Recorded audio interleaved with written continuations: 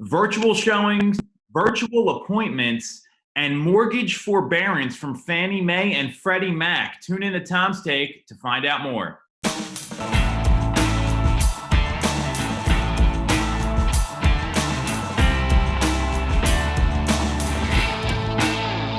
You're definitely going to want to watch this one. All right, we're back on Tom's Take Virtual Edition. I feel like I've been living my life on Zoom lately. So we got Stacey Bauer from our team here. We've been talking every day, and this is how we've been doing it. And Stacey has really embraced virtual appointments and virtual showings so she can keep pushing her business forward and, more importantly, keep helping people that need to buy or sell real estate. So the first misconception out there, Stacey, and I want you to talk about your experience here, is people don't want to buy a home if they can't see it in person. I know you've done a number of virtual showings. So how's that going for you? What's your process been? Yes, I mean, just because of everything that's going on doesn't mean that the real estate market is stopping. There's still people who have to be out of a house and into something new by a certain time, even with all this going on. So it's been a little challenging. We can't really do the in-person showings and meetings anymore, but we're taking advantage of technology, and I've been doing a lot of virtual FaceTime tours, showing them the property. So basically I'm just going in, some of them I haven't even met with yet. So doing the consult and the showing all in one, kind of run through things, flip them around, take them through the house, just as if we were there on a regular showing, going through all the details and things, and then asking if there's any questions, if there's any other areas of the homes they want to see a second time, things like that. So it's been, really good, and people seem to be embracing it as well. So that's nice. So you're still showing properties, and I think the misconception, especially in our market, because we have so many end users that live here, is this happens all the time in vacation markets. It's not something that's new. So in the second home market, this is a pretty common thing. Talk to me about the appointments, because obviously people always want to meet in person. You want to build that trust, that relationship, and I believe it goes both ways between the agent and the client.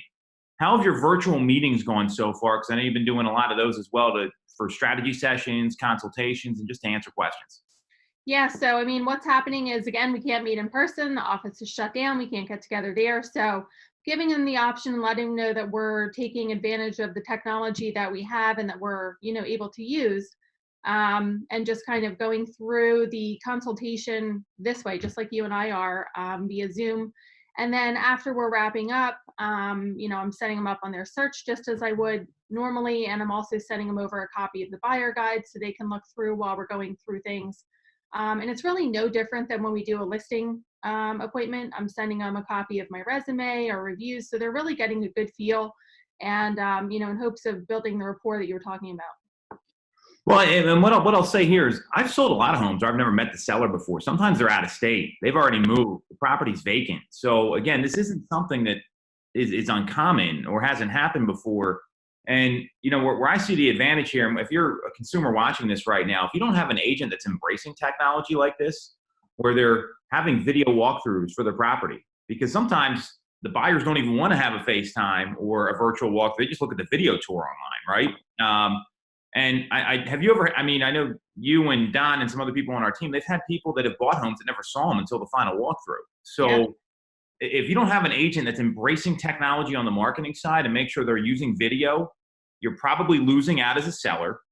And secondly, there's a lot of time. We don't know what's going to happen here. We could be sitting in our houses till the end of the month, till the end of April. Who knows, right?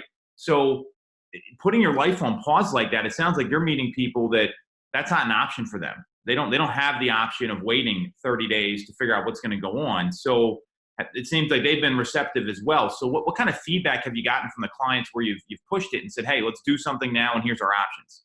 Yeah, everybody's really appreciated the fact that I'm willing to go that extra step and, meet with them as much as I can right now. This is not our typical spring market, but we're taking advantage of getting in front of these people and explaining to them, how the process works if they're a first-time buyer. And also to really have them prepped and, like you said, have that strategy session so that when all of this is lifted and we can get back out there, we're going to hit the ground running and be the first ones into the properties, to really make an advantage for them. Great point. We talked about this the other day where it feels like it's like the holiday season right now where people are drinking eggnog and going to parties and they got other priorities. This is obviously a lot different.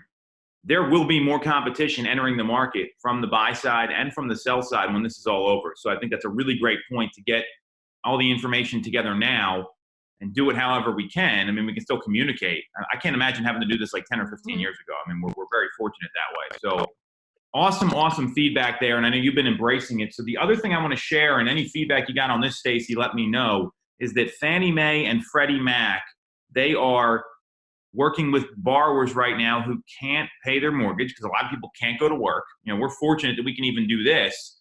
And there's a couple, so it's a mortgage forbearance, and there's a couple factors here. And this is more of a PSA that people just need to know about right now. So they're providing a mortgage forbearance for up to 12 months. There's going to be no penalties or fees charged during that time. They're halting all foreclosures and evictions at least until May 17th is the date that they put out there. They're suspending credit reporting, and they're offering loan modifications. And the key here is you got to go to your lender and talk about it. To me, this is a no-brainer because there's so many people that, you know, let's say you own a salon, right? You're done. You can't open. You're a waiter at a high-end restaurant. You can't go there. I mean, it's so. What do you think about this move by Fannie Mae and Freddie Mac, and what should people be doing right now? Certainly, we can talk about that as well. Yeah, I mean, I think it's a really smart move on their part to, you know, offer this up to the homeowners. I know I've talked to quite a few people who've asked about this, and, you know, the best advice is to really contact your lender because each lender has different specifications and parameters for the program. So I would really, you know, recommend reaching out, getting as much info as you can, and they are, you know, having a lot of success doing that and pushing it out. And even if you can pay it, you know, take advantage of the time to hold on to the cash because, again, we don't know when this is going to end. So having as much savings as you can is going to be super important right now.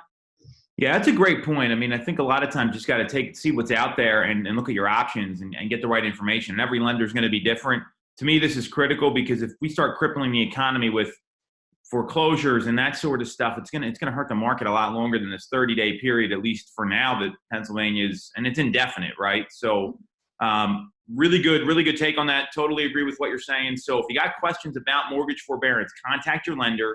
Obviously, we're here to help. If you need some guidance, you can reach out to me or Stacey. You can ping us directly, and we'll keep providing the information as it comes. And again, virtual is going to be the new way to do business. So if you don't have an agent that's embracing that, you might need to reevaluate it. Catch you guys soon. Thanks for watching.